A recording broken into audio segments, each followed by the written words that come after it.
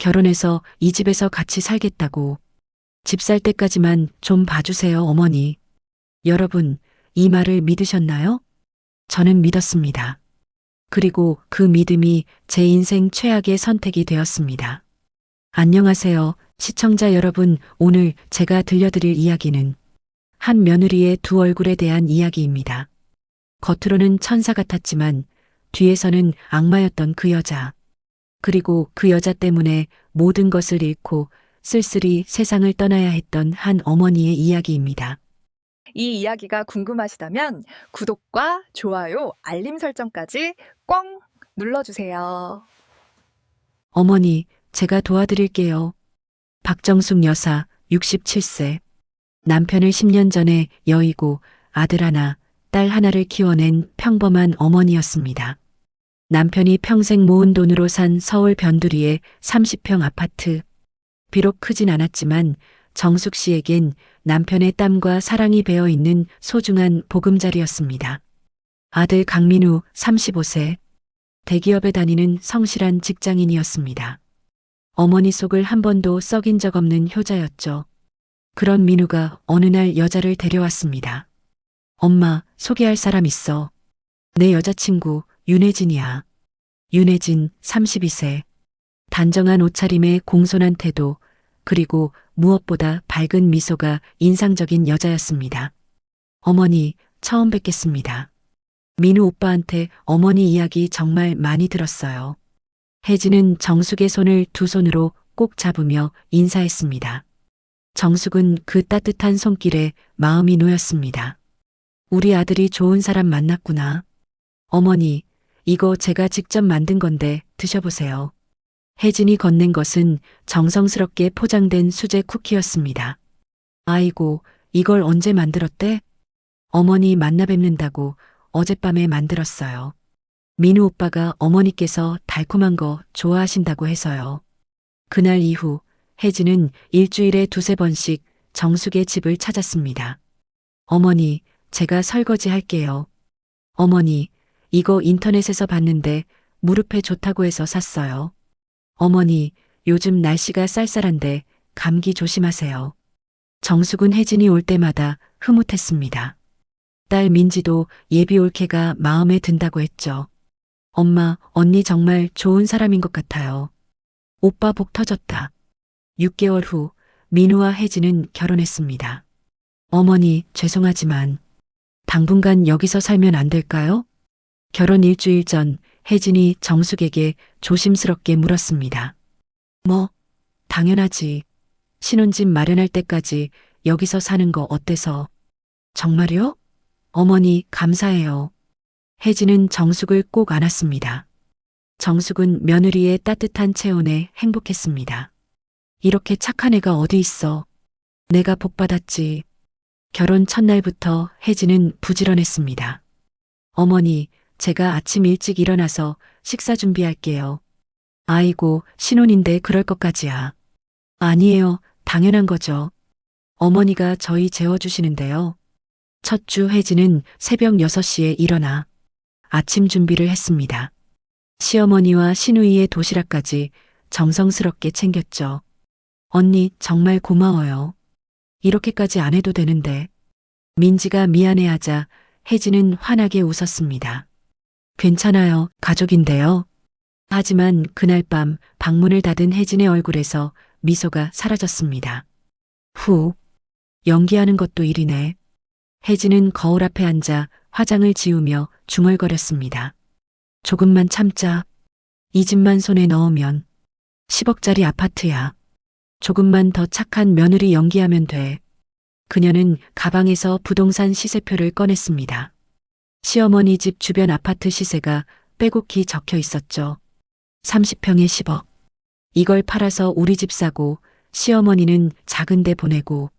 완벽해. 다음 날 아침. 어머니, 일어나세요. 아침 준비 다 됐어요. 혜진은 또다시 밝은 미소로 하루를 시작했습니다. 2달이 지나자 혜진의 가면에 금이 가기 시작했습니다. 언니, 또 늦잠 자는 거예요? 어느 평일 아침 9시 민지가 혜진의 방문을 두드렸습니다. 응? 지금 몇 시? 9시 반이에요. 엄마 혼자 아침 준비하시는데, 어제 민우 오빠 회식 때문에 늦게 잤어요. 좀만 더 잘게요. 언니, 오늘 평일이에요. 주말도 아니고. 그 순간 혜진의 목소리가 차갑게 변했습니다. 아가씨, 신혼부부 좀 배려해 줄 수 없어요? 매일 아침 일찍 일어나는 게 쉬운 줄 알아요? 민지는 당황했습니다. 처음 보는 언니의 모습이었으니까요. 처음엔 매일 새벽에 일어나서 도시락까지 싸주더니 그게 벌써 2달 전이잖아요. 사람이 계속 그럴 수 있어요? 문이 쾅 닫혔습니다. 부엌에서 이 소리를 들은 정숙은 한숨을 쉬었습니다. 신혼인데 그럴 수도 있지. 처음엔 긴장해서 그랬던 거고. 하지만 그날 오후 정숙은 우연히 혜진의 전화통화를 엿듣게 됐습니다. 거실 소파에 앉아 통화하는 혜진의 목소리가 복도까지 들렸습니다. 그러니까 말이야. 언제까지 이렇게 살아야 하는 거야. 시어머니는 그렇다 쳐도 신우이가 완전 짜증나. 맨날 나 감시하고. 진짜. 정숙은 가슴이 철렁했습니다. 근데 말이야. 이 집이 엄청 넓거든. 시세로 치면 10억은 좋게 넘을걸. 만약 이걸 팔아서 우리가 새 아파트 사면 남는 돈으로 시어머니는 작은 원룸이나 얻어드리고. 정숙은 더 이상 듣지 못하고 자기 방으로 들어갔습니다. 손이 떨렸습니다. 내가 잘못 들은 거겠지. 혜진이가 그럴 리 없어. 하지만 마음 한구석이 불안했습니다. 그날 저녁 민지가 엄마 방으로 찾아왔습니다. 언니 요즘 너무 이상해요. 처음이랑 완전히 다른 사람 같아요. 민지야.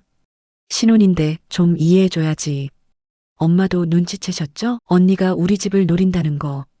민지야, 그런 말하는 게 아니야. 정숙은 딸을 꾸짖었지만 속으로는 같은 불안을 느끼고 있었습니다. 그날 밤 혜진은 민우의 팔을 잡으며 속삭였습니다. 여보, 우리 언제까지 이렇게 살 거야? 진짜 답답해 죽겠어. 우리 독립해야지. 결혼한 지 벌써 3개월이나 됐는데. 그건 나도 알지. 근데 아직도니. 혜진의 눈빛이 날카로워졌습니다. 그러니까 말이야, 여보. 사실은 그녀는 목소리를 더욱 낮췄습니다. 어머니한테 좀 도움을 받으면 안 될까? 이 집 이렇게 넓은데 어차피 어머니 혼자 계시기도 불편하시잖아. 팔면 우리도 새 집 사고 어머니도 편한 아파트로 모시고. 그게 무슨 소리야? 부모님 집을 팔라고? 아니, 그게 아니라. 혜진의 눈에 눈물이 글썽였습니다. 완벽한 연기였죠. 난 평생 이렇게 눈치 보며 살라는 거야? 신우이는 맨날 나 감시하고 어머니는 딸만 예뻐하시고 나도 이 집에서 제대로 대접받고 살고 싶다고. 지수야, 그게 아니라. 알았어. 나 혼자 참고 살면 되는 거지. 평생? 혜진은 돌아누워 흐느끼는 척했습니다. 민우는 아내의 떨리는 어깨를 보며 괴로워했습니다. 혜진의 눈물 작전은 매일 밤 계속됐습니다.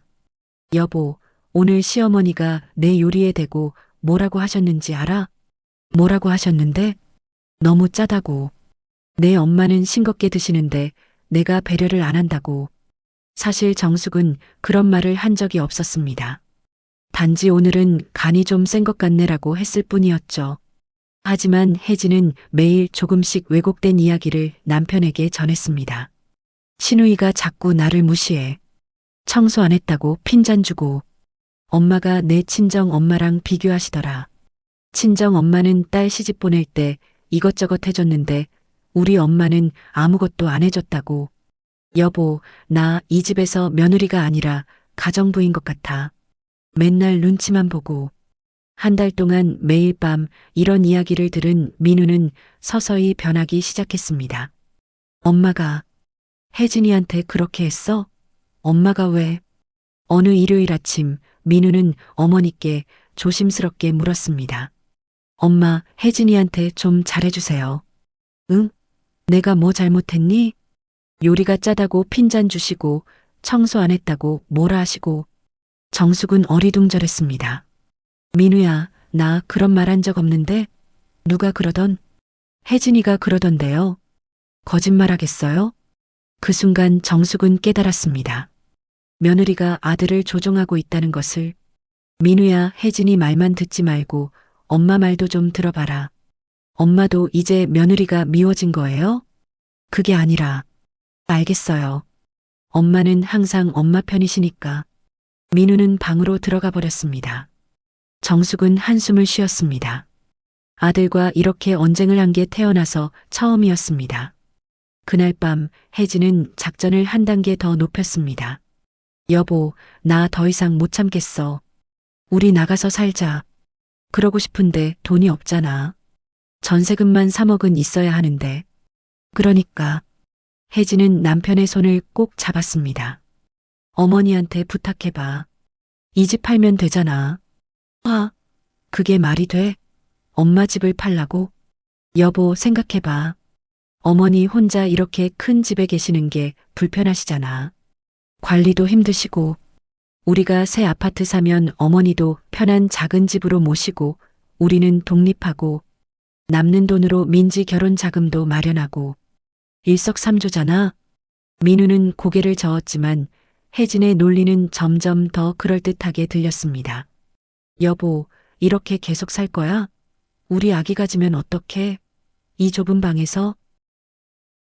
동기들은 벌써 다 집장만 했어. 너만 아직도 엄마한테 얹혀 사는 거 안 부끄러워? 그 말이 민우의 자존심을 건드렸습니다. 알았어. 엄마한테 한번 말씀드려 볼게. 혜진은 속으로 쾌재를 불렀습니다. 드디어 조금만 더 밀어붙이면 돼. 다음 날부터 혜진은 정숙에게 더욱 냉랭하게 대했습니다. 어머니, 설거지는 제가 할게요. 말은 공손했지만 표정은 차가웠습니다. 혜진아, 내가 할게. 아니에요. 제가 할게요. 쾅! 설거지를 하며 그릇을 세게 부딪히는 소리. 정숙은 며느리의 등을 보며 가슴이 답답했습니다. 2주가 지난 어느 저녁, 민우는 드디어 어머니께 말을 꺼냈습니다. 엄마, 저 말씀드릴 게 있어요.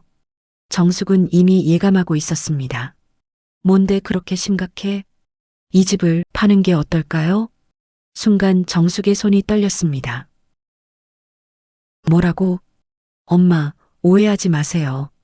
엄마를 쫓아내자는 게 아니라 이 집 팔아서 우리는 새 아파트 사고 엄마도 관리 편한 작은 집으로 가시면 남는 돈으로 민지 결혼 자금도 마련하고. 민우야. 정숙의 목소리가 떨렸습니다. 이 집이 무슨 집인지 아니? 알죠. 아버지가 평생 모은 돈으로 산. 그래.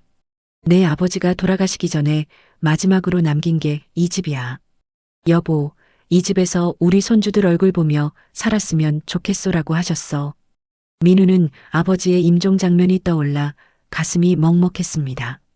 하지만 혜진의 목소리가 머릿속을 맴돌았습니다. 너만 아직도 엄마한테 얹혀 사는 거 안 부끄러워? 엄마, 저도 이제 가장이에요. 제 가정을 꾸려야 해요. 그래, 내 가정. 정숙은 아들의 눈을 똑바로 봤습니다. 민우야, 혹시 혜진이가 그러라고 했니? 아니에요, 제 생각이에요. 하지만 민우의 눈은 어머니를 똑바로 보지 못했습니다. 정숙은 한참을 침묵했습니다. 그리고 천천히 입을 열었습니다. 알았다. 엄마가 이 집 팔게. 엄마, 대신 조건이 있어. 조건이요? 첫째, 너희 집 장만해주고 남은 돈은 엄마가 관리한다. 둘째, 민지 결혼 자금은 거기서 낸다. 셋째, 정숙은 아들을 똑바로 보며 말했습니다. 혜진이가 이 집을 탐낸 거 엄마는 다 알고 있다. 하지만 내가 선택한 여자니까 엄마는 참는다. 그 대신 내가 나중에 후회해도 엄마 탓하지 마라. 엄마, 그게 무슨... 됐다. 엄마 말은 끝났어. 나가봐. 민우가 나간 후 정숙은 남편 영정 앞에 앉았습니다. 여보, 내가 잘못 키운 건가요? 우리 아들이 왜 이렇게 변했을까요? 눈물이 주르르 흘러내렸습니다. 복도에서 이 장면을 엿본 민지는 주먹을 꽉 쥐었습니다. 언니가 이렇게 만든 거야. 그날 밤 혜진은 민우에게서 소식을 들었습니다. 엄마가 집 팔기로 하셨대. 정말? 여보. 혜진은 환호성을 질렀습니다. 우리 드디어 우리 집 갖는 거야. 그런데 엄마가 조건을 다셨어. 남은 돈은 엄마가 관리하시고 민지 결혼 자금도 거기서 내신다고. 뭐? 그럼 우리한테 남는 게 얼마나 돼? 혜진의 얼굴이 굳었습니다. 한 6억 정도? 이 집이 10억 좀 넘게 팔릴 것 같은데 거기서 우리 집 사면 6억으로 뭘 사? 요즘 집값이 얼만데? 그래도 전세로라도 넓은 데 구하면. 전세? 지금 무슨 소리 하는 거야? 혜진의 목소리가 날카로워졌습니다. 우리가 왜 집을 파는데? 4명이 아파트 사려고 그런 거잖아. 그건 나중에 엄마 돌아가시면 그 돈도 우리 거. 나중에? 나중이 언제인데? 민우는 아내의 돌변한 태도에 당황했습니다. 혜진아, 너 지금. 혜진은 순간 자신이 실수했다는 걸 깨달았습니다. 미안해, 여보. 내가 너무 흥분했어. 우리 집 갖는다는 생각에. 미안해. 그녀는 재빨리 남편을 끌어안았습니다. 여보가 힘들게 어머니 설득했는데 내가 이러면 안 되지. 미안해. 민우는 아내를 안으며 마음 한구석이 불편했습니다. 하지만 그 불편함을 애써 무시했습니다. 한편 자기 방에 돌아온 혜진은 거울을 보며 중얼거렸습니다. 6억. 일단 시작이야. 나머지는 천천히 빼내면 돼. 그녀의 눈빛은 차갑게 빛났습니다. 이제부터가 진짜 게임이지. 결국 박정숙 여사는 돌아가신 남편과의 추억이 담긴 집을 팔기로 결심했습니다. 아들을 믿었기 때문입니다. 하지만 며느리 윤혜진의 탐욕은 여기서 끝이 아니었습니다. 6억으로는 만족하지 않는 그녀. 과연 혜진의 다음 목표는 무엇일까요? 한 달 후 20년을 살았던 아파트가 팔렸습니다. 10억 2천만 원. 민우와 혜진은 강남 인근 6억짜리 새 아파트로 이사했습니다. 34평, 방 3개의 거실도 넓은 신축 아파트였죠. 박정숙과 민지는 3억으로 변두리의 작은 투룸 아파트를 얻었습니다. 예전 집의 절반도 안 되는 크기였습니다. 엄마, 괜찮으세요? 이사 당일 민지가 작은 방에 짐을 풀며 어머니를 걱정스럽게 바라봤습니다. 괜찮아. 엄마는 괜찮아. 하지만 정숙의 눈가는 붉어져 있었습니다. 남편과 함께 웃고 울었던 그 집, 아이들이 자라던 그 공간, 모든 추억이 담긴 집을 떠나는 게 이렇게 아플 줄 몰랐습니다. 그날 밤 정숙은 통장을 확인했습니다. 1억 2천만 원. 이게 우리한테 남은 전부구나. 민지 결혼 자금으로 5천만 원은 따로 빼두었고 당분간 생활비로 쓸 돈이었습니다. 한편 새 아파트 거실에 앉은 혜진은 환하게 웃고 있었습니다. 여보, 드디어 우리만의 집이네. 그러게. 엄마한테 미안하긴 한데. 뭐가 미안해? 어머니도 편한 집으로 가셨잖아. 관리도 쉽고. 혜진은 민우의 팔에 매달렸습니다. 근데 여보, 나 하나 부탁해도 돼? 뭔데? 나도 뭔가 하고 싶어. 집에만 있으니까 답답해. 일자리 알아볼까? 아니, 그게 아니라 작은 옷가게 하나 차리고 싶어. 민우는 고개를 갸웃했습니다. 옷가게? 장사 경험도 없잖아. 배우면 되지. 여보, 요즘 온라인 쇼핑몰도 같이 하면 대박 날 수 있대. 내 친구가 해봤는데 한 달에 몇백씩 번대. 그래도 초기 자금이 만만치 않을 텐데. 5천만 원이면 될 것 같아. 임대료, 인테리어, 초기 재고. 5천만 원? 민우는 깜짝 놀랐습니다. 그렇게 큰 돈을 어디서? 혜진의 눈빛이 반짝였습니다. 어머니한테 빌리면 되잖아. 뭐? 엄마한테 또? 빌리는 거라니까. 나중에 갚으면 되지. 가게 잘 되면 1년 안에 갚을 수 있어. 혜진아, 그 돈은 엄마 노후 자금이고 민지 결혼 자금이야. 우리가 함부로. 여보. 혜진의 목소리가 날카로워졌습니다. 나도 뭔가 해보고 싶다고. 맨날 집에만 있으면서 여보 월급만 기다리는 게 좋아? 나도 돈 벌어서 보태고 싶다고. 그녀의 눈에 다시 눈물이 고였습니다. 여보는 나만 생각하는 거야? 어머니, 어머니. 난 뭐야? 나도 이 집 며느리잖아. 알았어, 알았어. 내가 엄마한테 말씀드려 볼게. 민우는 한숨을 쉬며 고개를 끄덕였습니다. 3일 후 민우는 어머니 집을 찾아갔습니다. 작은 투룸 아파트는 예전 집과 비교하면 초라했습니다. 민우는 가슴이 찔렸습니다. 엄마, 잘 지내셨어요? 그래, 들어와라. 민지는 회사 갔고 정숙은 아들에게 차를 내왔습니다. 엄마, 사실 부탁드릴 게 있어서 왔어요. 정숙은 이미 예감하고 있었습니다. 뭔데? 혜진이가 옷가게를 하고 싶대요. 옷가게? 네, 집에만 있으니까 답답하다고 뭔가 하고 싶다고 하는데. 그래서 초기 자금이 5천만 원 정도 필요한데 엄마한테 빌릴 수 있을까요? 정숙은 차를 내려놓으며 한숨을 쉬었습니다. 민우야. 네, 엄마. 그 돈이 어떤 돈인지 알아? 알죠. 엄마 노후 자금이고 민지 결혼 자금. 그래. 내 아버지가 평생 모은 돈이야. 너희 집 장만해주고 남은 마지막 돈이고. 알아요, 엄마. 그래서 빌리는 거잖아요. 1년 안에 꼭 갚을게요. 정숙은 아들의 눈을 바라봤습니다. 민우야, 이것도 혜진이가 시킨 거니? 제 생각이기도 해요. 혜진이가 뭔가 하면 좋을 것 같아서. 민우야, 엄마가 한 가지만 물어볼게. 네, 엄마. 혜진이는 장사 경험이 있니? 옷가게를 운영해 본 적이 있니? 그건 없지만 배우면 5천만 원이 얼마나 큰 돈인지 알아? 그걸 경험도 없는 사람한테 맡기라고? 엄마, 사람은 다 처음이 있잖아요. 민우의 목소리가 높아졌습니다. 엄마는 혜진이를 믿지 못하시는 거예요? 아니면 나를 믿지 못하시는 거예요? 민우야, 그게 아니라. 알았어요. 안 빌려주시면 됩니다. 제가 대출 받을게요. 민우는 벌떡 일어났습니다.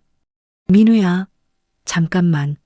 하지만 아들은 이미 현관문을 나서고 있었습니다. 정숙은 주저앉으며 눈물을 흘렸습니다. 내가 뭘 잘못한 걸까? 그날 밤 민우는 혜진에게 말했습니다. 엄마가 안 빌려주신대. 내가 대출 받을게. 대출? 이자 얼마나 나오는데? 혜진은 인상을 찌푸렸습니다. 그래도 어쩔 수 없잖아. 잠깐. 혜진은 전화기를 들었습니다. 뭐해? 어머니한테 전화하는 거야. 야, 그러지 마. 하지만 이미 전화는 연결됐습니다. 어머니, 저 혜진이에요. 혜진아. 어머니, 오늘 민우 오빠가 다녀갔다며요? 그래. 어머니, 제가 너무 큰 부탁을 드린 것 같아요. 죄송해요. 혜진의 목소리는 눈물에 젖어 있었습니다. 괜찮다. 혜진아. 아니에요. 제가 철없었어요. 어머니 돈을 함부로 빌려달라고 하다니. 혜진아, 엄마가 너를 믿게 보는 게 아니라. 알아요, 어머니. 그래서 제가 전화드린 거예요. 제가 차용증 쓸게요. 법적으로 효력 있는 거요. 1년 안에 못 갚으면 제 명의로 된 거 다 압류당해도 좋아요. 정숙은 며느리의 말에 당황했습니다. 혜진아, 그렇게까지. 어머니, 제발 한 번만 믿어주세요. 제가 꼭 성공해서 갚을게요. 그리고 어머니 용돈도 드릴게요. 제발이요. 전화기 너머로 흐느끼는 소리가 들렸습니다. 정숙은 마음이 약해졌습니다. 혜진이도 정말 열심히 하려는 건가? 알았다. 어머니가 빌려줄게. 대신 차용증 꼭 쓰고 1년 안에 갚는다. 어머니, 감사합니다. 정말 감사합니다. 전화를 끄는 혜진은 민우를 보며 환하게 웃었습니다. 됐어, 여보. 어머니가 빌려주신대. 정말? 내가 뭐라고 한 거야? 엄마 마음을 움직였지. 진심을 보여드렸어. 하지만 혜진의 눈빛은 차가웠습니다. 1년? 그때쯤이면 다 써버리고 없을 텐데. 바보 같은 시어머니. 2주 후 혜진의 옷가게가 오픈했습니다. HJ 패션이라는 간판을 단 작은 가게였습니다. 어머니, 오픈했어요. 꼭 놀러 오세요. 혜진은 정숙에게 사진을 보냈습니다. 예쁘게 꾸며진 가게 사진이었죠. 그래, 잘 됐구나. 혜진아, 장사 잘 되길 바란다. 감사해요, 어머니. 하지만 가게는 시작부터 문제였습니다. 혜진은 장사보다는 가게를 예쁘게 꾸미는 데만 관심이 있었습니다. 인테리어에만 2천만 원을 썼고 비싼 옷들만 들여놓았죠. 언니, 손님이 별로 없는데 괜찮아? 가게를 방문한 친구가 물었습니다. 괜찮아. 아직 초반이잖아. 곧 손님 많아질 거야. 하지만 한 달이 지나도 매출은 형편없었습니다. 혜진은 가게 운영보다는 친구들과 수다 떨고 SNS에 인증샷 올리기에만 바빴습니다. 그리고 가게 매출의 절반은 자신의 개인 통장으로 빼돌렸습니다. 명품백, 명품 옷, 고급 화장품. 여보, 나 이거 샀어. 어때? 또 명품백? 가게는 잘 되는 거야? 당연하지. 이번 달 매출 500만 원 넘었어. 거짓말이었습니다. 실제 매출은 200만 원도 안 됐고 그마저도 혜진이 빼돌리고 있었습니다. 3개월 후, 여보, 미안한데 혜진이 민우에게 조심스럽게 말했습니다. 왜? 가게가 요즘 경기가 너무 안 좋아서 적자야. 뭐? 5천만 원은? 그게 임대료, 인테리어, 재고 비용 다 나갔어. 민우는 머리를 감싸쥐었습니다. 혜진아, 엄마한테 뭐라고 말해. 미안해, 여보. 내가 생각이 짧았어. 가게 문 닫을게. 5천만 원을. 5천만 원을. 민우는 절망했습니다. 어머니께 무슨 말을 해야 할지 막막했습니다. 그날 밤 혜진은 거울 앞에 서서 새로 산 명품백을 매봤습니다. 5천만 원. 잘 썼지. 그녀의 입가에 차가운 미소가 번졌습니다. 엄마, 죄송해요. 민우는 어머니 앞에 무릎을 꿇었습니다. 돈을 다 날렸어요. 정숙은 아들의 말을 듣고도 한동안 아무 말이 없었습니다. 뭐라고? 가게가 망했어요. 5천만 원. 하나도 못 건졌어요. 정숙의 손이 떨렸습니다. 민우야, 그 돈이 어떤 돈인지 알아? 내 아버지가 땀 흘려 모은 민지 결혼 자금이. 죄송해요, 엄마. 제가 다시 모을게요. 월급 모아서. 민우야. 정숙의 목소리가 차갑게 가라앉았습니다. 넌 지금 누구 편이니? 엄마 편이니? 혜진이 편이니? 엄마, 그게 무슨... 솔직하게 말해봐. 가게 한 것도 혜진이가 시킨 거 아니니? 민우는 대답하지 못했습니다. 엄마, 혜진이도 열심히 했어요. 근데 경기가 안 좋아서. 그만해. 정숙이 소리쳤습니다. 평생 아들에게 소리 지른 적 없는 그녀였습니다. 엄마는 이제 내가 모르는 사람 같다. 엄마, 나가. 문이 닫히자 정숙은 주저앉아 울었습니다. 여보, 우리 아들이 왜 이렇게 됐을까요? 우리가 뭘 잘못한 걸까요? 거실 한쪽에 놓인 남편의 영정이 조용히 그녀를 바라보고 있었습니다. 3개월 후, 민지에게 결혼 이야기가 들어왔습니다. 엄마, 제 남자친구 소개해드릴게요. 그래, 우리 딸. 좋은 사람 만났구나. 김준호, 33살. 중소기업에 다니는 성실한 남자였습니다. 어머님, 민지를 잘 모시겠습니다. 그래요. 우리 딸 잘 부탁해요. 하지만 정숙의 마음은 무거웠습니다. 딸의 결혼 자금으로 모아둔 5천만 원이 사라진 것입니다. 엄마, 결혼 자금은 있어요? 민지가 조심스럽게 물었습니다. 정숙은 고개를 숙였습니다. 민지야, 엄마가 미안하다. 엄마, 오빠가 그 돈을 다 써버렸어. 뭐라고요? 민지의 얼굴이 굳었습니다. 혜진이가 가게 한다고 그 돈을 빌려갔는데 다 날렸어. 오빠가요? 민지는 주먹을 꽉 쥐었습니다. 괜찮아요, 엄마. 민지야, 우리 작게 올리면 돼요. 준호 오빠도 이해해줬어요. 엄마 걱정 마세요. 미안하다, 딸아. 엄마가 정말 미안하다. 정숙은 딸을 끌어안고 울었습니다. 일주일 후 민지의 소박한 결혼식이 조촐하게 치러졌습니다. 하객도 많지 않았고 피로연도 간소했습니다. 민우와 혜진도 결혼식에 참석했습니다. 축하해. 민우가 민지에게 축의금 봉투를 건넸습니다. 민지는 그 봉투를 받지 않았습니다. 오빠 됐어요. 민지야. 오빠는 이미 충분히 받아갔잖아요. 내 결혼 자금까지. 민지야, 미안해. 나중에 꼭. 됐다고요. 민지의 목소리가 높아졌습니다. 오빠, 이제 우리 남이에요. 오빠는 오빠 가족이랑 사세요. 엄마한테는 더 이상 손대지 마시고요. 민지는 돌아서서 신랑에게로 갔습니다. 민우는 그 자리에 멍하니 서 있었습니다. 옆에 있던 혜진이 민우의 팔을 잡았습니다. 여보, 우리 가자. 여긴 분위기도 안 좋고. 그 순간 정숙이 혜진을 똑바로 바라봤습니다. 혜진아, 네 어머니, 너가 우리 가족 다 망쳤어. 어머니, 그게 무슨, 너만 아니었으면 우리 민우는 이렇게 안 됐어. 민지 결혼도 제대로 해줄 수 있었고. 어머니, 제가 뭘 잘못했다고 그러세요? 혜진이 목소리를 높였습니다. 저도 피해자예요. 가게 망한 거 제가 원해서 그런 줄 아세요? 그만하세요, 둘 다. 민우가 두 사람 사이에 섰습니다. 여기 민지 결혼식이에요. 제발. 그날 우리 가족은 완전히 갈라졌습니다. 민지의 결혼식이 끝나고 2개월 후 민우가 다시 정숙의 집을 찾아왔습니다. 엄마, 뭐하러 왔니? 엄마한테 또 뜯어갈 돈 있니? 정숙의 목소리는 차가웠습니다. 엄마, 미안해요. 근데 부탁드릴 게 있어서. 됐다. 돌아가. 엄마, 제발 들어만 보세요. 민우는 무릎을 꿇었습니다.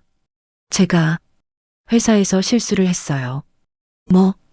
프로젝트 잘못 처리해서 회사에 손해를 끼쳤어요. 배상금을 내야 해요. 얼마나?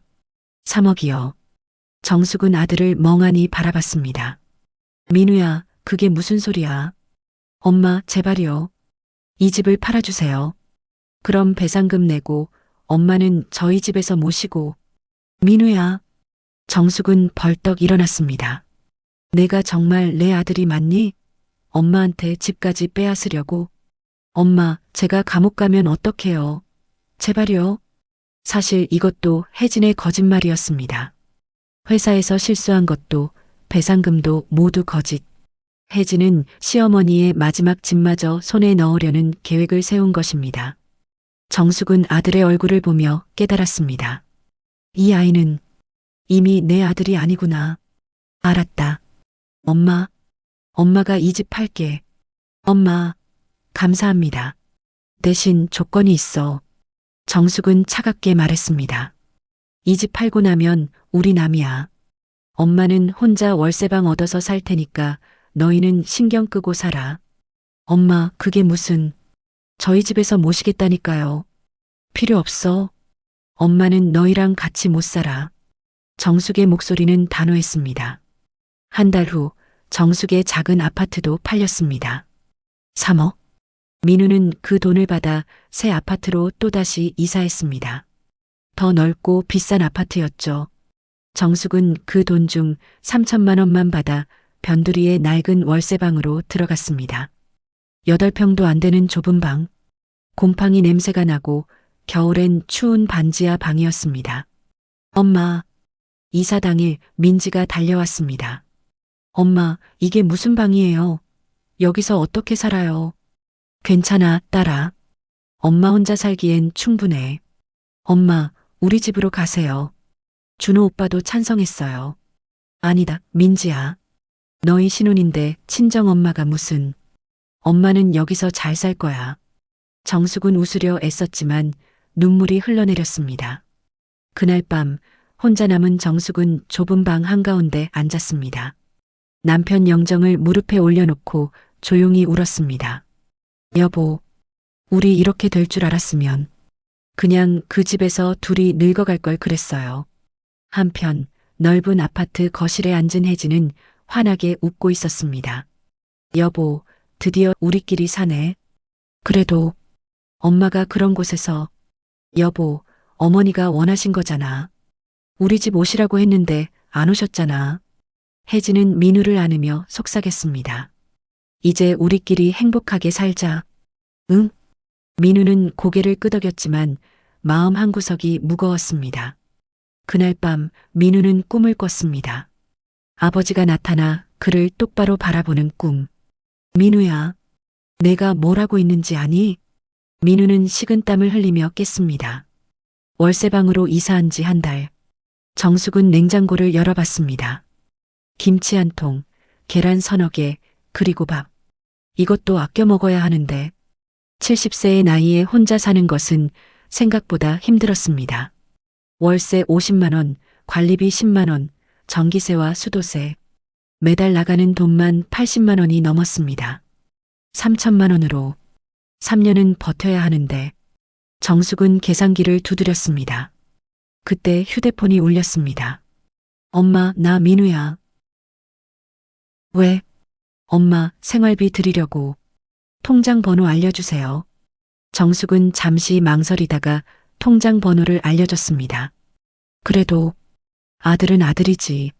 매달 50만 원씩 넣어드릴게요, 엄마. 그래. 고맙다.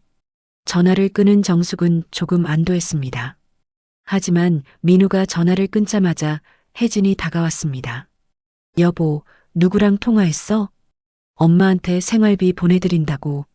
뭐? 얼마? 50만 원. 50만 원? 우리도 빠듯한데? 내 분유가, 기저귀값 얼마나 드는데? 혜진과 민우 사이에는 생후 6개월 된 아들이 있었습니다. 그래도 엄마가, 여보, 어머니 연금 받으시잖아. 그걸로 사시면 되지. 엄마는 연금이 없어. 아버지가 일찍 돌아가셔서. 그럼 기초생활수급자 신청하시면 되잖아. 혜진의 목소리가 날카로워졌습니다. 우리도 힘들다고. 애 키우는 게 돈이 얼마나 드는데. 알았어. 30만 원만 보낼게. 30만 원도 아까운데. 에이, 알았어. 그렇게 해. 결국 민우는 어머니께 30만 원만 보냈습니다. 하지만 다음 달부터 혜진은 아예 그 돈도 보내지 못하게 했습니다. 여보, 이번 달은 돈이 정말 없어. 다음 달에 2배로 보내드려. 알았어. 그렇게 2달, 3달이 지났습니다. 정숙에게는 한 푼도 들어오지 않았습니다. 어느 추운 겨울날, 정숙은 가슴이 답답하고 숨이 차올랐습니다. 병원에 가야 하는데 돈이, 병원비가 아까워 그녀는 참고 있었습니다. 그때 문을 두드리는 소리. 어머니 계세요? 혜진이었습니다. 정숙은 놀라며 문을 열었습니다. 혜진아, 무슨 일이니? 어머니, 지나가다 들렸어요. 혜진은 유모차를 끌고 들어왔습니다. 어머니, 여기 너무 춥지 않아요? 보일러 안 트세요? 돈이 아까워서. 옷을 껴입으면 돼. 에휴, 어머니. 그래도 건강 생각하셔야죠. 혜진은 겉으로는 걱정하는 척했지만 속으로는 시어머니의 초라한 모습을 보며 쾌감을 느꼈습니다. 꼴 좋다. 이렇게 사는 거 봐. 어머니, 그나저나 생활비는 괜찮으세요? 응, 괜찮아. 다행이다. 요즘 우리도 너무 빠듯해서요. 애 키우는 게 돈이 장난 아니에요. 혜진은 명품 핸드백을 바닥에 놓았습니다. 정숙은 그 가방을 보며 가슴이 답답했습니다. 저 비싼 가방을 사면서 엄마 생활비는. 어머니, 그리고 죄송한데요. 뭐가? 당분간 생활비 못 드릴 것 같아요. 민우 오빠 회사에서 월급이 깎였거든요. 그래. 어머니 이해해 주시죠? 우리도 어쩔 수 없어서. 혜진은 그렇게 말하고는 30분도 안 되어 일어났습니다. 어머니, 저 가볼게요. 애가 추워할까봐. 그래. 조심해서 가거라. 문이 닫혔습니다. 정숙은 주저앉아 울었습니다. 여보, 우리 며느리가 이럴 줄 알았어요? 일주일 후 정숙의 상태는 더 나빠졌습니다. 가슴 통증이 심해지고 숨쉬기가 힘들었습니다. 민지야. 정숙은 딸에게 전화를 걸었습니다. 엄마, 왜요?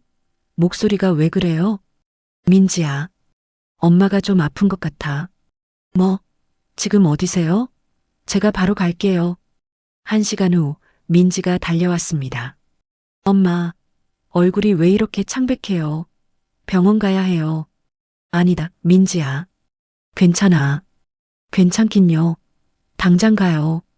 민지는 어머니를 부축해서 병원으로 데려갔습니다. 협심증 증상이 보입니다. 정밀 검사를 받아보셔야겠어요. 의사의 말에 민지는 얼굴이 하얗게 질렸습니다. 검사 비용이 얼마나 되나요? 일단 기본 검사만 50만 원 정도 예상됩니다. 민지는 어머니를 보며 눈물을 참았습니다. 엄마, 왜 진작 말 안 하셨어요? 돈이 아까워서. 엄마. 검사 결과 정숙은 당장 입원 치료가 필요했습니다. 환자분, 입원하셔야 합니다. 심장이 많이 약해진 상태예요. 입원 비용은요? 일주일에 200만 원 정도 예상됩니다.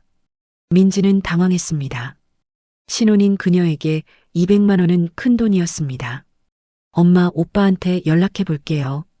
민지는 민우에게 전화를 걸었습니다. 오빠, 엄마가 쓰러지셨어. 입원해야 하는데 돈이 200만 원 필요해. 뭐? 200만 원? 전화기 너머로 혜진의 목소리가 들렸습니다. 200만 원? 그게 우리한테 어디 있어? 오빠, 엄마가 심장이 안 좋으셔. 당장 입원 안 하시면. 민지야, 미안한데 우리 지금 정말 돈이 없어.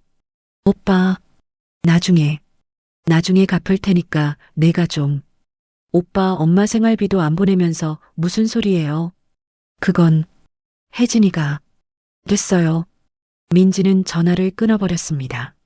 엄마, 제가 해결할게요. 걱정 마세요. 민지는 남편과 상의해서 적금을 깨고 친정 엄마의 입원비를 마련했습니다. 입원 치료를 마치고 퇴원한 정숙. 하지만 약값이 만만치 않았습니다. 한 달에 30만 원이 넘는 약값. 정숙은 민우에게 전화를 걸었습니다. 민우야. 엄마, 왜요? 엄마, 약값 좀 붙여줄 수 있니? 약값요? 얼마나 되는데요? 30만 원. 전화기 너머로 혜진의 목소리가 들렸습니다. 30만 원? 또 돈 달라고? 엄마, 지금 우리 정말 힘들어요. 내 분유값도 빠듯한데. 민우야, 엄마가 아파서 그래. 약을 먹어야 하는데. 엄마, 건강보험 있으시잖아요. 그걸로 해결하세요. 민우야. 엄마, 저 바빠요. 끊을게요. 뚝. 전화가 끊어졌습니다. 정숙은 전화기를 들고 한참을 멍하니 앉아 있었습니다. 며칠 후 정숙은 직접 아들 집을 찾아갔습니다. 초인종을 눌렀습니다. 문이 열리고 혜진이 나왔습니다. 어머니, 왜 오셨어요? 혜진아, 민우 있니? 회사 갔어요. 무슨 일이세요? 약값이 좀 필요해서. 혜진의 얼굴이 굳었습니다. 어머니, 저희도 애 키우느라 힘들어요. 남편 월급이 얼만데. 혜진아, 제발 30만 원만. 어머니. 혜진의 목소리가 차갑게 변했습니다. 어머니가 민우 오빠 인생 망친 거 아세요? 내가 언제. 멀쩡한 10억짜리 집 팔게 하고 동생 결혼 자금까지 날리게 하고 이제 와서 돈 더 달라고 하세요? 그건 혜진이 내가. 저요? 제가 뭘 어쨌다고요. 전부 어머니가 욕심부린 거잖아요. 혜진은 문을 쾅 닫아버렸습니다.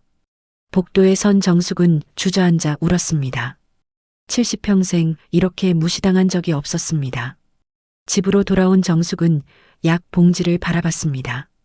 이젠 약도 못 먹는구나. 그날 밤 정숙은 남편 영정 앞에 앉았습니다. 여보, 나도 이제 당신한테 가고 싶어요. 이렇게 사느니. 눈물이 주르르 흘러내렸습니다. 겨울이 깊어갔습니다. 월세방의 보일러는 고장났고 정숙은 수리할 돈조차 없었습니다. 춥다. 정말 춥네. 두꺼운 이불을 뒤집어 쓰고도 추위가 뼛속까지 파고들었습니다. 약은 이미 떨어진 지 2주가 지났습니다. 가슴 통증은 점점 심해졌고 숨쉬기가 힘들어졌습니다. 여보, 이제 곧 당신한테 갈 것 같아요. 정숙은 남편 영정을 쓰다듬으며 중얼거렸습니다. 냉장고를 열어봤습니다. 김치 한 조각, 그리고 거의 바닥난 쌀통. 이것마저 떨어지면. 그녀는 한숨을 쉬었습니다. 통장을 확인했습니다. 남은 돈 150만 원. 이 돈으로 얼마나 더 버틸 수 있을까? 그때 휴대폰이 울렸습니다. 엄마, 나 민지야. 잘 지내세요? 그래. 잘 지내마. 엄마, 목소리가 왜 그래요? 혹시 또 아프세요? 아니다, 괜찮아. 감기 기운이 좀 있어서. 엄마, 제가 이번 주말에 갈게요. 꼭이요. 아니다, 민지야. 너희 신혼인데. 나 신경 쓰지 말고. 엄마, 무슨 소리예요? 제가 꼭 갈게요. 전화를 끊은 정숙은 딸에게 미안했습니다. 민지까지 걱정시키면 안 되는데. 같은 시각, 넓은 아파트 거실. 혜진은 친구와 영상통화를 하며 웃고 있었습니다. 언니, 진짜 대박이다. 시어머니 완전히 손절했어? 당연하지. 이제 생활비 한 푼도 안 보내. 근데 남편은 뭐래? 양심의 가책 같은 거 안 느껴? 처음엔 좀 그랬는데 내가 계속 세뇌시켰지. 어머니가 우리 인생 망쳤다. 어머니 때문에 우리가 고생한다. 이런 식으로. 와, 언니 진짜 대단하다. 그치? 이제 10억짜리 집도 내 거고 시어머니 없으니까 완전 자유야. 혜진은 새로 산 명품 코트를 카메라에 비췄습니다. 이거 봐. 어제 산 건데 500만 원짜리야. 헐, 대박. 근데 그 돈으로 시어머니 생활비 좀 드리지 그래. 미쳤어? 내가 왜? 시어머니 연금도 있고 알아서 살겠지. 사실 정숙은 연금이 한 푼도 없었습니다. 혜진은 그 사실을 알면서도 거짓말을 하고 있었습니다. 그나저나 시어머니 요즘 어떻게 지내? 글쎄, 모르지. 관심도 없고. 바로 그때 민우가 퇴근했습니다. 여보, 나왔어. 혜진은 재빨리 통화를 끊었습니다. 여보. 일찍 왔네? 응. 오늘 일찍 끝나서. 민우는 소파에 털썩 앉았습니다. 얼굴에 피곤함이 가득했습니다. 여보, 괜찮아? 응. 그냥 좀 피곤해서. 사실 민우는 요즘 밤마다 악몽을 꿨습니다. 어머니가 추운 방에서 떨고 계시는 꿈. 아버지가 나타나 그를 꾸짖는 꿈. 여보, 엄마한테 전화 한번 해볼까? 왜? 또 돈 달라고 할 텐데? 혜진의 목소리가 차갑게 식었습니다. 그래도 한번 안부라도. 여보, 우리 애 봐. 분유가 기저귀 값으로 한 달에 얼마나 나가는데. 그런 돈 있으면 우리 애한테 써야지. 그래. 민우는 고개를 끄덕였지만 마음은 무거웠습니다. 다음 날 새벽 3시 정숙은 가슴을 움켜쥐고 쓰러졌습니다. 아파. 심장이 쥐어짜듯 아팠습니다. 숨을 쉴 수가 없었습니다. 살려줘. 그녀는 간신히 휴대폰을 집어들었습니다. 떨리는 손으로 민우의 번호를 눌렀습니다. 신호가 갔지만 받지 않았습니다. 다시 눌렀습니다. 또 받지 않았습니다. 민우야, 제발. 3번째, 4번째. 결국 민우가 받았습니다. 엄마, 지금 새벽 3시예요. 무슨 일이세요? 민우야, 엄마가 숨을 못 쉬겠어. 엄마. 전화기 너머로 혜진의 목소리가 들렸습니다. 여보, 뭐래? 또 돈 달라는 거야? 아니, 엄마가 아프시대. 에이, 관심 끌려고 그러는 거야. 자, 여보자. 엄마, 너무 아프시면 119 부르세요. 저희는 애기 있어서. 민우야, 제발. 엄마, 죄송해요. 내일 전화 드릴게요. 뚝. 전화가 끊어졌습니다. 정숙은 휴대폰을 떨어뜨렸습니다. 민우야, 엄마가 이렇게 아픈데. 그녀는 울면서 민지에게 전화를 걸었습니다. 엄마, 왜요? 무슨 일이세요? 민지야, 엄마가 숨을 못 쉬겠어. 뭐? 엄마, 119 불러요. 제가 지금 바로 갈게요. 민지는 남편을 깨웠습니다. 여보, 우리 엄마가 쓰러지셨어. 빨리 가야 해. 부부는 서둘러 옷을 입고 정숙의 집으로 달려갔습니다. 119가 도착했을 때 정숙은 의식이 희미했습니다. 환자분, 정신 차리세요. 엄마, 엄마. 민지는 구급차에 함께 탔습니다. 병원 응급실. 보호자분 계신가요? 네, 제가 딸입니다. 환자분이 급성 심근경색으로 오셨습니다. 당장 수술이 필요한데요. 비용이 1,000만 원 정도 예상됩니다. 1,000만 원. 민지는 얼굴이 하얗게 질렸습니다. 일단 응급처치는 했는데 계속 이런 상태로는 위험합니다. 민지는 떨리는 손으로 민우에게 전화를 걸었습니다. 오빠 엄마가 심근경색으로 쓰러지셨어. 수술비가 1,000만 원 필요해. 1,000만 원? 오빠 엄마 목숨이 위험해. 당장 와. 알았어. 지금 간다. 1시간 후 민우가 병원에 도착했습니다. 혜진도 함께였습니다. 엄마. 민우는 중환자실 앞에서 민지를 만났습니다. 오빠 엄마가. 민지는 오빠를 붙잡고 울었습니다. 의사 선생님이 뭐래? 지금 응급 처치 중인데. 수술 안 하시면 위험하대. 수술비는 1,000만 원이래. 민우는 머리를 감싸쥐었습니다. 1,000만 원을 어디서? 그때 혜진이 끼어들었습니다. 저희한테 그런 돈 없어요. 민지 씨가 해결하세요. 뭐라고요? 민지는 혜진을 노려봤습니다. 언니, 지금 무슨 소리 하는 거예요? 우리 엄마가 죽어가는데. 그래도 없는 건 없어요. 우리도 빚이 있고 애 키우느라. 빚? 무슨 빚이요? 오빠 엄마 집 팔아서 10억 받았잖아요. 그건 다 집값 들어가고. 거짓말. 오빠네 집은 6억짜리잖아요. 나머지 4억은 어디 갔어요? 민우는 대답하지 못했습니다. 사실 혜진이 그 돈으로 명품과 사치품을 사는데 써버렸던 것입니다. 오빠. 민지는 오빠의 눈을 똑바로 봤습니다. 오빠는 엄마가 어떻게 사시는지 알기나 해요? 알지. 몰라요. 엄마는 보일러도 고장난 월세방에서 추위에 떨면서 사세요.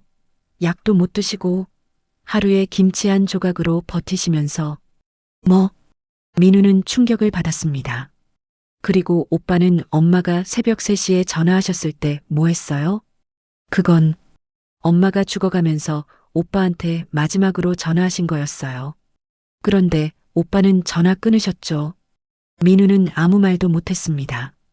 그 순간 의사가 나왔습니다. 보호자분들, 환자분이 깨어나셨습니다. 엄마. 민우와 민지는 중환자실로 달려갔습니다. 침대에 누운 정숙은 산소 마스크를 쓰고 있었습니다. 엄마. 민우가 어머니의 손을 잡았습니다. 정숙은 아들을 보며 눈물을 흘렸습니다. 민우야. 엄마, 죄송해요. 제가. 괜찮아. 엄마는. 괜찮아. 엄마, 제가 잘못했어요. 제가 정신을 못 차렸어요. 정숙은 고개를 저었습니다. 민우야. 엄마가 마지막으로 부탁 하나만. 엄마, 무슨 마지막이에요? 수술하시면 돈 쓰지 마라. 민지 살림에 보태라. 엄마. 정숙은 미소 지으며 눈을 감았습니다. 여보, 이제 당신한테 가요. 비. 심전도 기계에서 긴 소리가 울렸습니다. 엄마. 민우는 어머니의 영정 앞에 무릎을 꿇고 울었습니다. 3일장을 치르는 작은 장례식장. 하객도 많지 않았습니다. 친척 몇 명과 정숙의 오랜 친구들 뿐이었습니다. 고인이 얼마나 고생하셨는지. 그 며느리 때문에 돌아가셨다던데. 쯧쯧, 불쌍해라. 그렇게 좋은 분이. 민우는 조문객들의 수군거림을 들었습니다. 민우 씨, 장례 비용은 어떻게 하실 겁니까? 장례 지도사가 물었습니다. 최소 비용으로 300만 원입니다. 민우가 대답하기도 전에 혜진이 끼어들었습니다. 300만 원요? 너무 비싼데. 200만 원으로 안 돼요? 혜진아. 민우가 처음으로 아내에게 소리를 질렀습니다. 지금 엄마 장례식인데 돈 얘기를 해? 그래도 우리 형편도 어려운데. 닥쳐. 제발 닥쳐. 민우의 고함에 장례식장이 조용해졌습니다. 300만 원으로 해주세요. 아니, 500만 원으로 해주세요. 제대로 모셔드리고 싶어요. 민우는 눈물을 흘리며 말했습니다. 한편 민지는 어머니의 유품을 정리하고 있었습니다. 낡은 가방에서 수첩이 나왔습니다. 펼쳐보니 그것은 정숙의 일기장이었습니다. 2024년 11월 3일. 오늘도 민우한테 전화했지만 받지 않았다. 혜진이가 받지 못하게 하는 것 같다. 내 아들이 언제부터 이렇게 변했을까? 2024년 11월 15일. 약값이 없어 병원에 못 갔다. 가슴이 너무 아프다. 하지만 민지에게는 말하지 않으려고 한다. 내 딸까지 걱정시킬 순 없다. 2024년 12월 1일. 오늘 김치도 떨어졌다. 쌀도 거의 없다. 민우에게 전화하고 싶지만 또 혜진이 목소리를 듣게 될까봐 무섭다. 민지는 일기장을 읽으며 눈물을 흘렸습니다. 엄마가 이렇게 힘드셨는데 왜 말씀 안 하셨어요? 일기장 마지막 페이지에 이렇게 적혀 있었습니다. 2024년 12월 25일. 크리스마스? 혼자 쓸쓸하다. 민우는 아마 혜진이와 행복하게 보내겠지. 나는 이제 곧 당신한테 갈 것 같소, 여보. 더 이상 버티기 힘들어. 하지만 민지만은, 우리 딸만은 행복했으면 좋겠소. 민지는 일기장을 들고 민우에게 갔습니다. 오빠, 이거 봐. 뭔데? 엄마 일기장이야. 읽어봐. 민우는 일기장을 받아 읽기 시작했습니다. 한 장, 두 장. 그의 얼굴이 점점 창백해졌습니다. 엄마가 이렇게 엄마는 끝까지 오빠 걱정하셨어. 혜진 언니 때문에 고생하시면서도. 민우는 무릎을 꿇고 영정 앞에 엎드렸습니다. 엄마, 죄송해요. 제가 못났어요. 장례식 이틀째 되는 날, 민우는 어머니의 유품을 정리하다가 통장을 발견했습니다. 은행에 가서 거래 내역을 뽑아봤습니다. 2024년 7월 15일 민우 계좌로 이체 50만 원, 2024년 8월 3일 출금 50만 원 마이너스 월세, 2024년 8월 10일 출금 20만 원 마이너스 병원비, 2024년 9월부터 12월까지 입금 내역 없음, 2024년 11월 28일 출금 5만 원 마이너스 식비, 2024년 12월 20일 잔액 150만 원.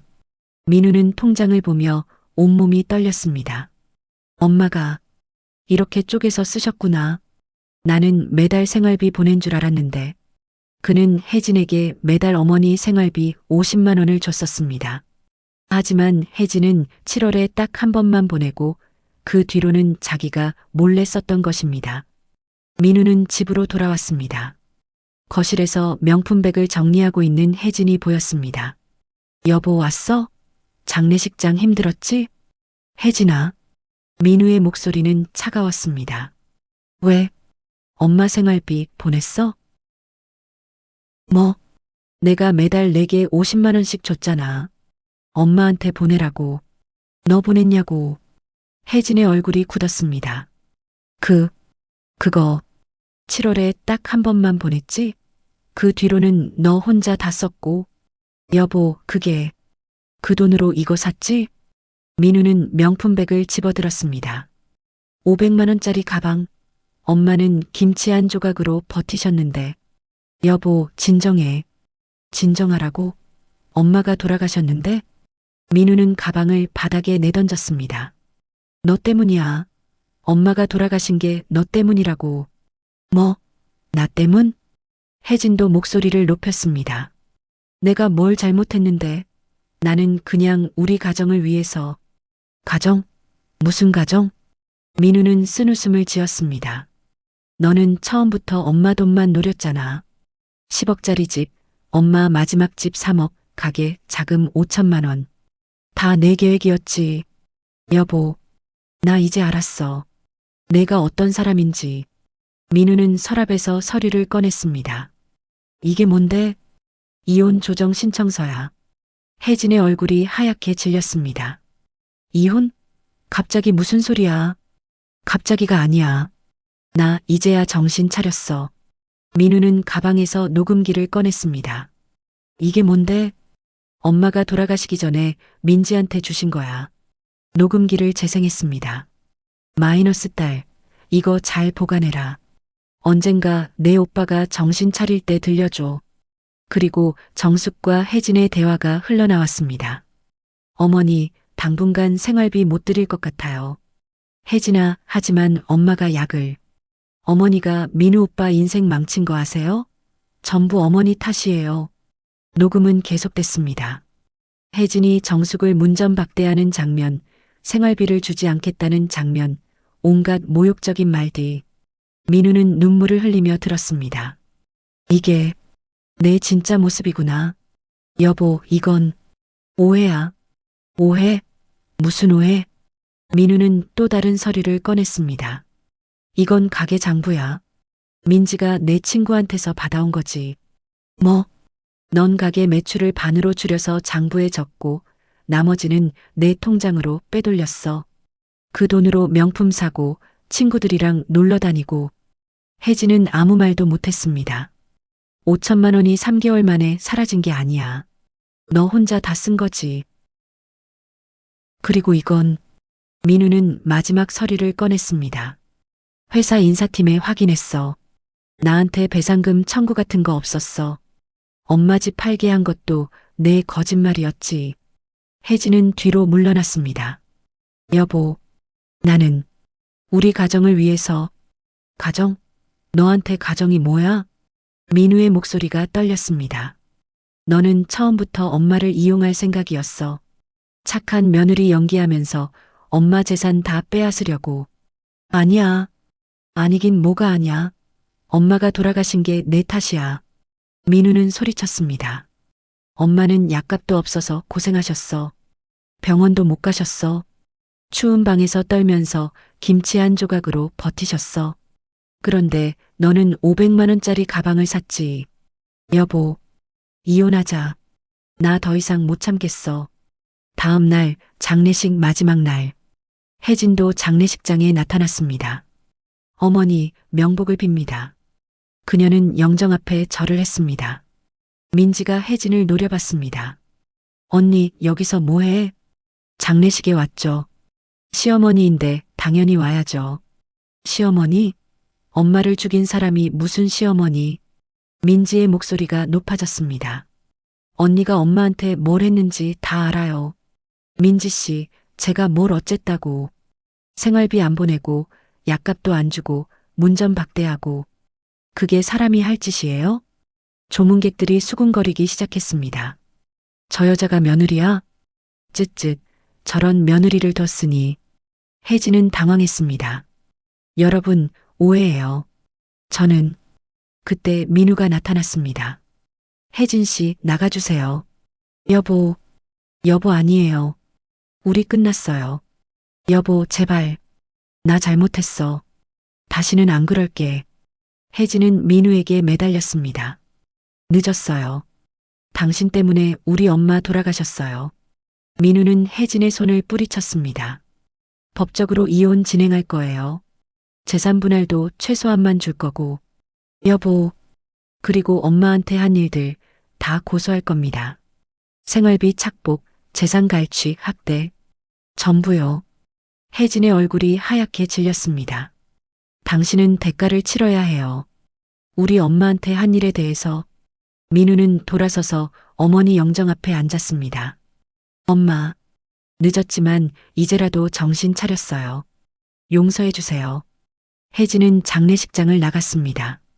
복도에서 그녀는 주저앉아 울었습니다. 하지만 그것은 후회의 눈물이 아니었습니다. 망했다. 이혼하면 재산 분할도 못 받고 고소까지 당하면. 그녀가 생각하는 것은 오직 자신의 처지뿐이었습니다. 3개월 후 가정법원 조정실. 민우와 혜진은 조정위원 앞에 마주 앉았습니다. 양측 모두 이혼에는 합의하셨죠? 조정위원이 물었습니다. 네. 민우가 대답했습니다. 재산 분할에 대해 논의하겠습니다. 혜진 씨 측에서는 아파트의 50%를 요구하셨는데, 네, 당연한 거 아닌가요? 결혼 생활 3년 동안 제가 살림을 꾸렸는데 혜진이 말했습니다. 잠깐요. 민우의 변호사가 서류를 제출했습니다. 이것은 피고 혜진 씨의 재산 갈취 및 횡령 증거 자료입니다. 뭐? 혜진의 얼굴이 굳었습니다.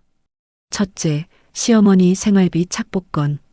원고는 매월 50만 원씩 피고에게 시어머니 생활비 명목으로 지급했으나 피고는 일에만 송금하고 나머지는 개인적으로 사용했습니다. 둘째, 가게 운영비 5천만 원 횡령건. 피고는 가게가 적자라고 거짓 보고하고 실제로는 매출의 절반을 개인 통장으로 빼돌려 명품 구매 등에 사용했습니다. 셋째, 허위 사실로 시어머니 재산 갈취건.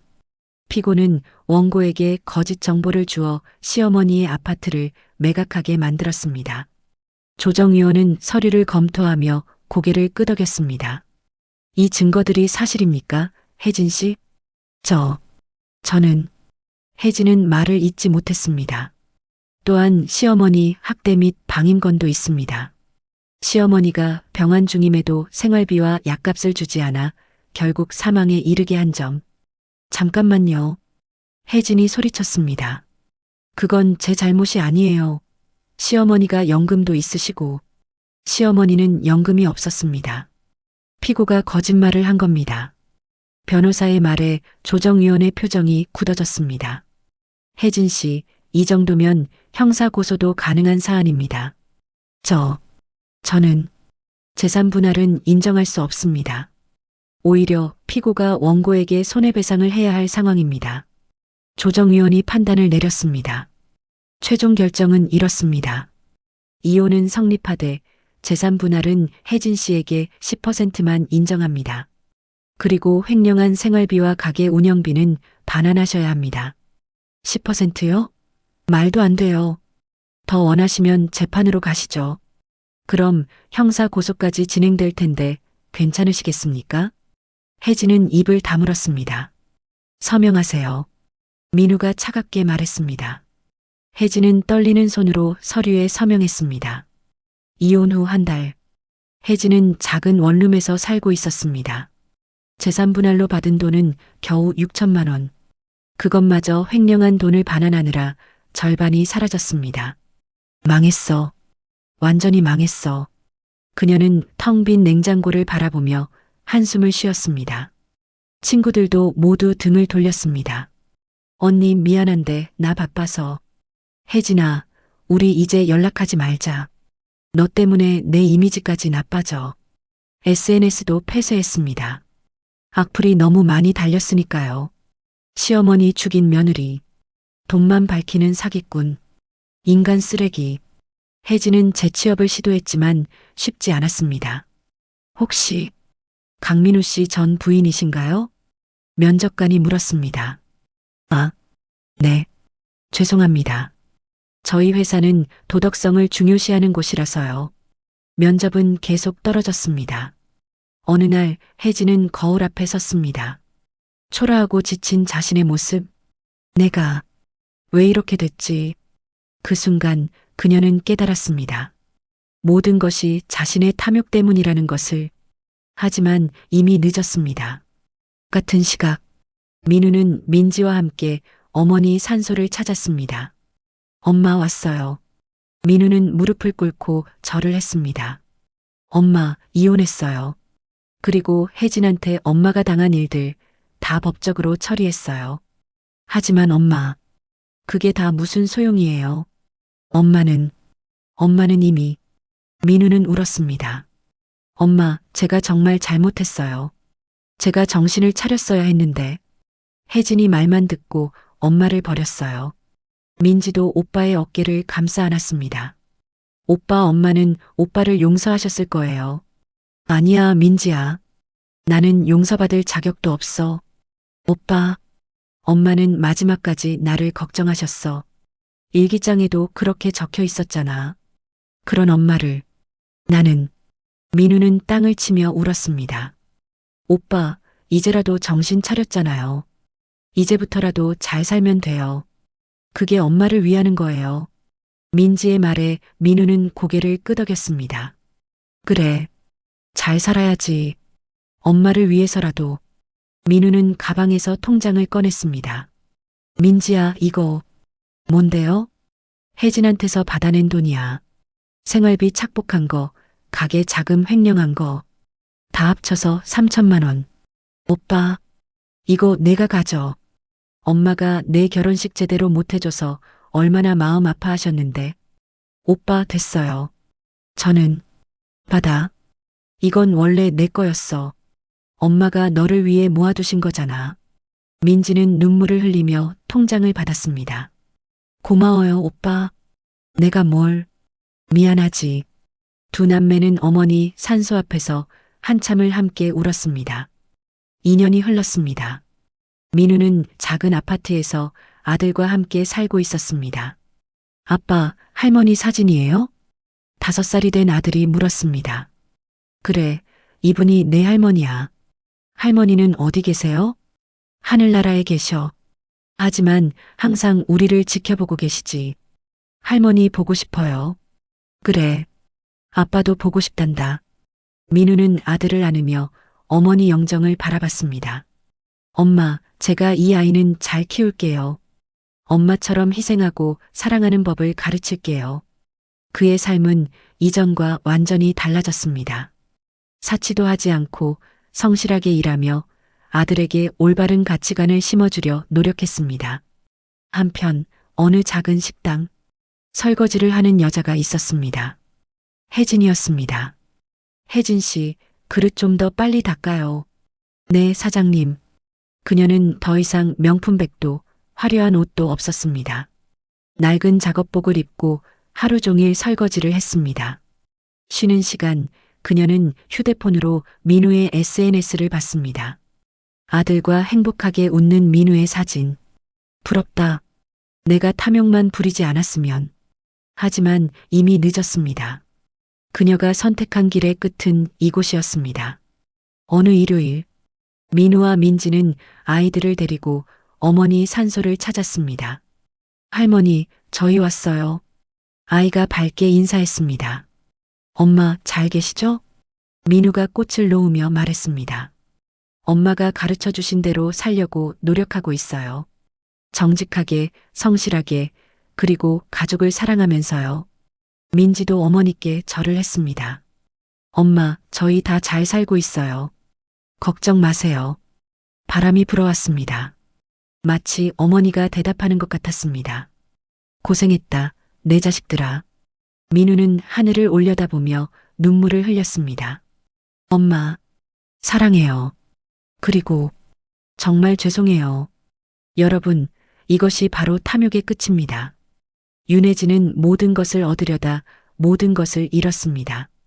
반면 박정숙 여사는 평생 주는 삶을 사셨지만 자식들의 마음속에 영원히 살아계십니다.